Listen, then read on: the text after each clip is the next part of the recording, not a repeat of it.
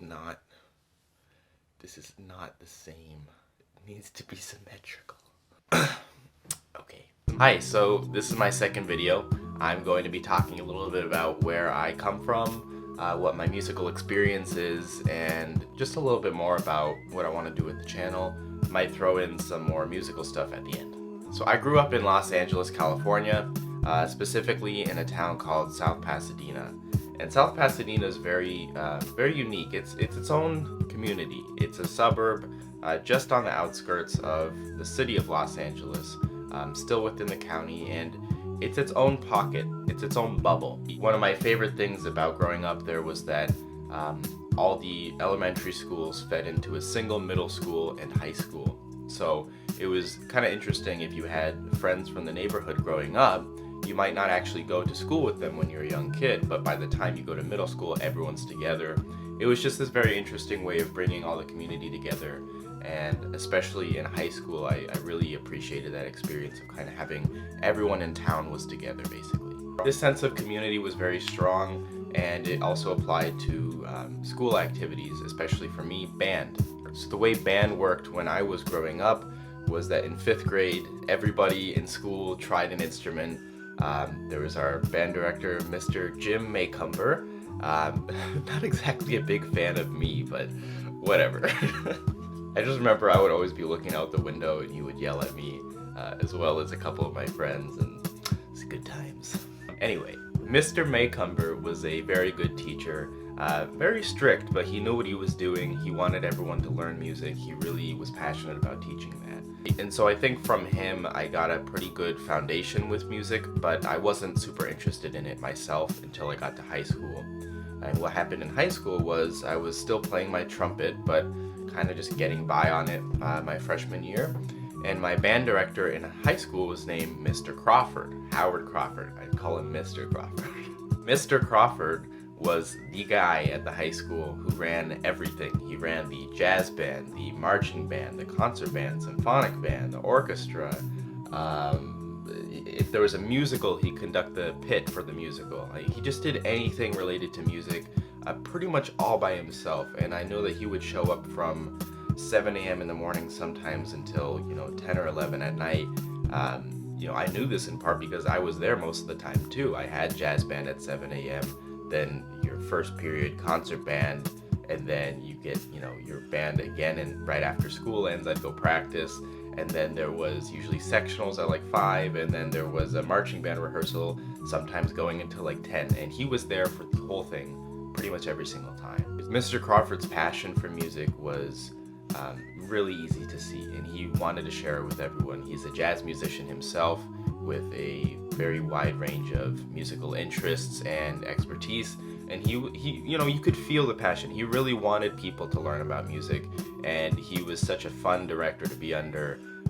The guy just clearly loves music so much. It really rubbed off on me. So something that happened was after my first year, I was okay. It wasn't great. I was getting by with my instrument, and Mr. Crawford said, "Hey, Bean," he'd call me Bean because my last name is Pinto. That's just what people were calling me. I said, "Bean, you gotta practice."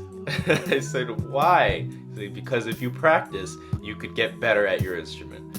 And for some reason, those words to me, I was just like, oh. And it clicked for me, like, someone believes I can do this. Someone sees something in me that I don't know why I didn't recognize that I could, improve at music, or it could be something I was interested in, but I don't even think I realized it at the time, but him telling me that was really what motivated me to start taking it more seriously. So this summer between my first and second years in high school, I practiced a lot more.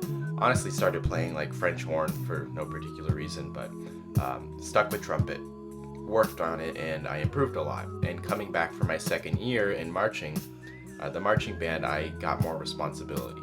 I think I was playing the first part at that point, so that was like, the big jump. If you're a trumpet player and you play first trumpet, it's like, ooh, cool.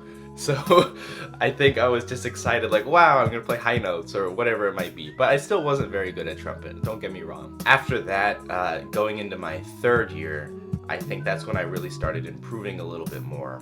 Third year of high school. And I was practicing, most days, though, still not taking lessons or anything like that. just sort of on my own. Like, I liked playing trumpet a lot, and eventually my band director, Mr. Crawford, I already told you about him, he asked me, "Are you taking lessons?" I said no. And he said, "Bean, why are you practicing if you're not taking lessons? You gotta go take some lessons." And I had this weird, like, maybe it was this superiority complex when I was a kid. I was like, well, if I've learned all this way without lessons, that must mean that there's, I'm special. And if I take lessons, then I'll be less special because I'm like everyone else. Not realizing that I'm basically just denying myself an education in music and trying to learn it in this super disorganized way. Like, don't stop yourself from taking music lessons. You will learn so much more if you take the lessons. Just don't let yourself become a robot to these lessons. You still got to have your musical expression and everything. Maybe that's what I was worried about, but regardless, I waited too long to start taking lessons. I wish I had done it sooner. I started taking trumpet lessons officially between my junior and senior year of high school. I went down to a brass shop in Long Beach, California called the Horn Guys. I think there's still a location. I don't know where they are right now, but it's a great store. They have all these trumpets, all this brass stuff, and the first couple times I went with my mom just being like, I want to look at the instruments, I want to play all this stuff, because at the time I could still kind of play French horn. I like to mess around on the trombone and, make the slide positions and attempt to make a note on the tuba, even though I usually couldn't. It would just sound like, air. It was terrible, but it was really fun to just go into these shops, being like a kid in a candy shop, but instead of a candy shop, it's a 17-year-old in a brass instrument shop. That's weird. It was so fun to be in there and try all the things out, and the person working at the front desk, his name was Lee, and he was the director of this brass ensemble in the Long Beach area that featured a bunch of amateurs and professionals. They're called the Southern California Brass Consortium. Great group. So the principal trumpet of this brass ensemble is named Drew Ninmer, and he was my first trumpet teacher. He also worked at the Horn Guys at the brass shop, and he came in for, I think, my first lesson, and we just kind of went from there. Lee had recommended that I start taking lessons when he heard me messing around on all the instruments in the shop, and yeah, from there it was just a really good match to work with Drew. Drew is a very talented guy. He's a jazz and classical instrumentalist. He can do pretty much anything. He can read music like nobody I've ever seen. He's just got skills, and it really showed me like there's so much more to work on, so much potential I haven't tapped into, so many ideas I need to learn about with music. And so I worked really hard my senior year to start getting ready for college auditions, because Drew just told me, like, Alex, if you want to get into music school for college, you can, but you gotta start right now. Like, you're probably a little bit behind. Work now, we give yourself a chance to get into one of these schools. So I did work very hard to learn some excerpts.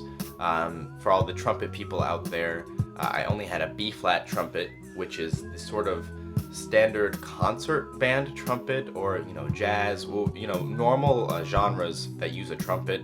It's just a B-flat trumpet. But when you get to an orchestra scene, they use a C trumpet, pretty much always. So I didn't have a C trumpet. I didn't know at the time that a C trumpet is like the thing you need to have to be an orchestra. So I just learned all my excerpts on my B-flat trumpet, which I guess was a huge sign of how naive I was at the time, but it was fine. I eventually auditioned for Oberlin just on my B-flat trumpet, and that's where I met my teacher, Roy Poper. And, he gave some comments like, "Oh, do you need my C trumpet?" I was like, "No, I've never played one of those. I could not try it even if I wanted to." The audition went pretty well. I think I was just so naive that I didn't get nervous because I didn't know the stakes. I didn't know what the situation was supposed to be like. I was just kind of absent-minded, like, all right, I'll play my trumpet for you. And it went pretty well. Really, the crippling insecurity and anxiety about my musical level didn't kick in much until I was already at college as a freshman. But I think that's a topic for another video. So I'm gonna wrap it up here. That was enough of a story time, kind of explaining where I'm coming from with my trumpet background. I'll try to do some more videos on where I'm coming from and other musical aspects in a later video. Oh yeah, musical performance time. I'll whistle a little bit of Bach's Flute Sonata in E minor, first movement. I think I got that right.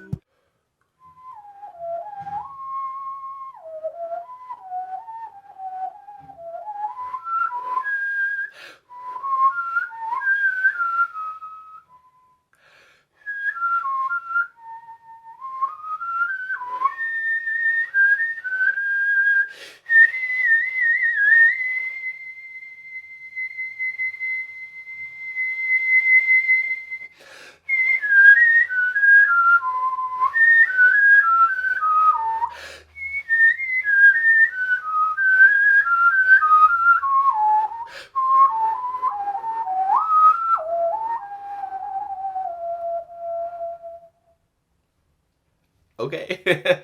Bye bye.